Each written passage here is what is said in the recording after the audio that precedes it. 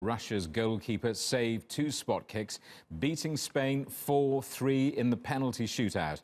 The Spaniards had taken the lead early on after an own goal by Russia's Sergei Ignashevich. Russia later equalised, leading to the penalty shootout.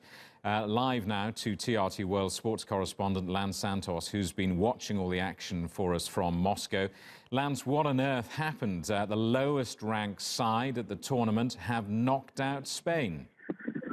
Well, absolutely. It was by no means a classic match at the Luzhniki Stadium, but ugly football has won the day. And why not? What a way for Russia to play. They are completely aware that they are outmatched all over the park when you look at the Spanish side. This is a team that hadn't won in 7 games coming into the World Cup. And as you rightly say, the lowest ranked side in the competition. They sat back and defended for their absolute lives. Limbs, legs, anything that was possible, heading the ball out, getting it away from their own goal. They waited for penalties, and then that man, the Russian goalkeeper, Igor Akinfev, becomes a new national hero with his 2 saves.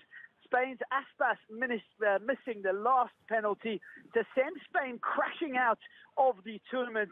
It's going to take some extremely boring games in the knockout rounds, what we have left, for this not to be considered as perhaps the best World Cup ever. Argentina are at home. Portugal are gone. The defending champions Germany are out, and now Spain are packing. The mood must be absolutely electric at that ground. Yes, I think most of the Russians here are still in disbelief at what they've seen. They were told by their own media that their football team was a national embarrassment. They were worried about losing to the Saudis in their opening game. They ended up winning 5-0. They knocked out Mo Salah's Egypt. They lost to Uruguay, who I consider perhaps the best team in the competition still remaining. But the Russians here are on cloud 9. They've witnessed something special. This will go down as one of the great World Cup upsets, and of course all the drama of the penalty shootout as well, with their goalkeeper saving Spain's last kick. The Russian fans not only are hosting a wonderful tournament, but their team is still very much alive and kicking. They now move on to the quarter-finals. They are, Jamie, only 2 more wins away from a historic final. Should we start to believe just yet? I guess a big party for Russia, the team and their fans, but then what next for Russia?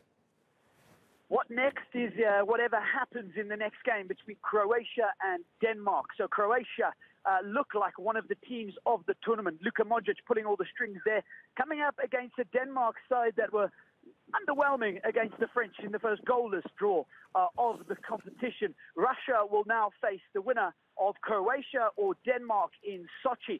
And you'd have to say that Croatia or Denmark, as good as they have been, simply shouldn't be any match for this Spanish side with this amount of talent. So the Russians will head into that game thinking that, well, they knocked out the 2010 champions. They can beat anyone now.